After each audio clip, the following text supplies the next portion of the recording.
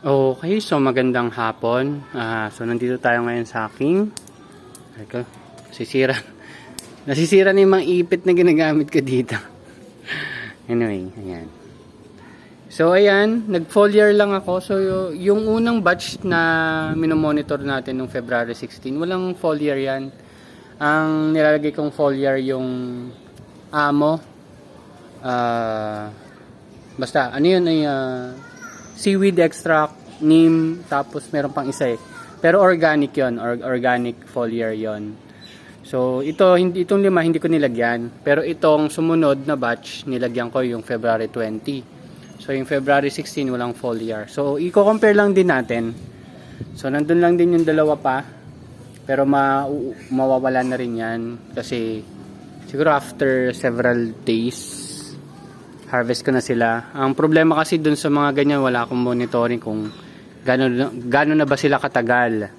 So, ang target natin, sana kung kaya, makapag-harvest tayo within 40 days or maximum of 45 days. Parang ganun yung magiging style. So, hopefully, kahit limited yung araw natin dito sa structure, medyo decent pa rin naman yung bigat. So, ito, hindi ko lang talaga, pero malalaki sila tingnan eh, no? Medyo malalaki naman. Pero yung tubo nila, hindi katulad ng Olmete na pabilog.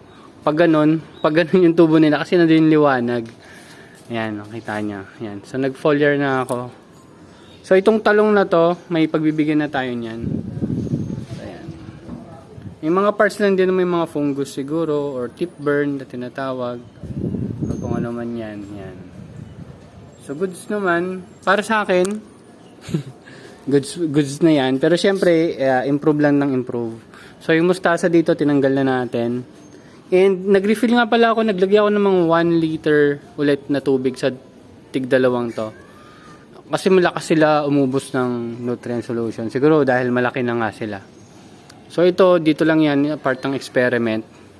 And nga pala dumating na rin yung mga buto ng cherry tomato at cucumber, tsaka bell pepper, tsaka yung onion chives yata yan. Anyway, yun. Susubukan ko na rin.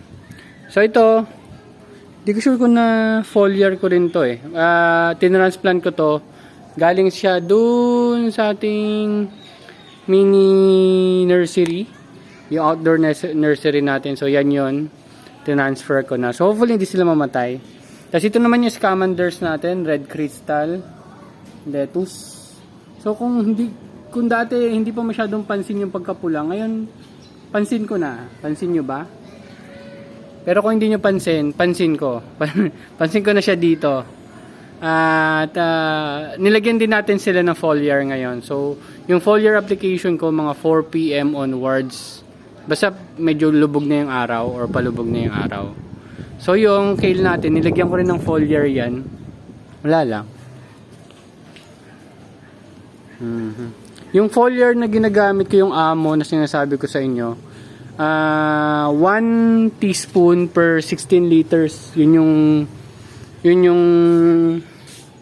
instruction niya. Pero since masyadong marami sa akin 16 liters, naglalagay ako sa 1.5 liter na yan, na container. Tapos nilalagyan ko siguro siya ng half teaspoon. So, since organic naman siya, kahit sumobra, ayos lang. Medyo sayang lang ng konti. Pero, okay na yun. Mas potent siguro yung result nun. Sana, makikita din naman natin sa magiging result. So, ito yung, mulberry. So, tinanggal ko na yung isa dito. Mawawala na rin yan. So, yung, dito, wala na rin. Ito buhay pa eh. Pero parang ang labo eh. Siguro mali. Bali, subukan pa rin ulit natin yan. Pero sa ngayon, suko muna tayo dyan. Try muna natin iba. So, ayan. So, yan. Mawawala yung mga yan. Tsaka yun. So, isa na lang matitira natin. Tsaka yun doon. Tapos ito, pwede natin expand tong mga tawag dito? Basils natin. Expand natin basils natin. So, kung mapansin yung basil ko, lagi nakasalpak papunta doon. Kasi nga, dyan yung araw, dyan talaga initial ng araw, dyan yung init nila. Siyempre, pag natakpan na sila dito lang nila makikita yung liwanag. Kaya, papunta sila doon lahat. So hopefully ito hindi masyadong mukhang okay naman, hindi. Pero nakapasok pa nga rin talaga yung mga ibon dito. So yan, yun yung basil na nandito, yun yung nilagay natin doon sa cup. Tapos yung iba ibinaba ko na. So yung natitira diyan, pwedeng ibaba ko rin unti-unti. Ito kasi parang yan, may mga tama nang hindi ko alam kung gagamba or kung ano mang insekto. Pero kumuha tayo ng dalawa dito na okay naman. So baka i-dispose na rin natin to. Clean up lang natin. Then let's see kung ano pwede natin paggamitan sa kanya. So yan, sa ngayon wala na masyadong halaman. Pero problema ko, hindi pa ako kino-contact ng kausap ko, kaya baka maubusan ako ng tataniman. At iniisip ko nga rin pala yung cherry tomato tsaka cucumber, i-testing ko lang muna dito kasi medyo mataas yun, diba?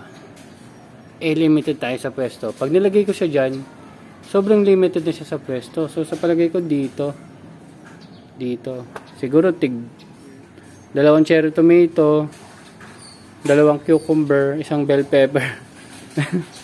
Hindi ko para bell pepper siguro dito pwede. Pero yung cucumber tsaka cherry tomato dito siguro dalawa. Yan. Sana. Yan ang paglalagyan natin. Siguro ito o sobrang laki. Pag nakapagkasya ako ng dalawang ganito dito, ito na lang para malaki-laki yung reservoir nila. Bibili na lang tayo ng styro na pantakip sa kanya. Tapos plastic lining naman gagamitin natin. Kung hindi, mga ganito kalaki yung gagamitin natin na paso. Paso lang gagamitin natin. Tapos plastic lining. Ayun. Yun. Wala naman masyadong kakaiba ngayon. So, yeah. So, bala gano'n rin ako. Nag-spray din ako doon. Tinitingnan ko kung may improve ba nun yung mga halaman ko doon. Kasi nga, sa baba, mas lalong hindi nasisikatan ng araw. And yung mga basil ko, yun na lang nilalagay ko doon, tinidisplay ko doon. Mga naka-cups na ganito, tapos tawag doon, bottom drenching. Basta sa ilalim yung dilig, parang ganun. Kasi may mga slit yan sa gilid-gilid. So sisip-sipin na lang nila ang ugat nila yung tubig. Pero sa umpisa, syempre sa top watering muna ako para sa start. So hopefully hindi naman sila ma-deads. And minomonitor pa rin natin yung indoor nursery natin ng cuttings ng basil. At meron din tayo ng basil na galing sa buto. Lemon basil na galing sa buto. So ayun lang naman, wala naman tayo masyadong kakaiba. So hopefully maging maganda yung itsura nito. Pero ito yung nalilate to. Ito yung last time na nakita natin, parang pangalawa pa lang siya ng true leaf. Hopefully makahabol siya yung scamander na yan. So ayan, and hopefully magka-oras yung gagawa nito para ma-double layer na agad natin siya at hindi na ako masyado mamroblema sa space. At para masimulan na rin natin yung cherry tomato, tsaka cucumber at bell pepper. So hopefully maging okay. And yun lang naman at bye-bye!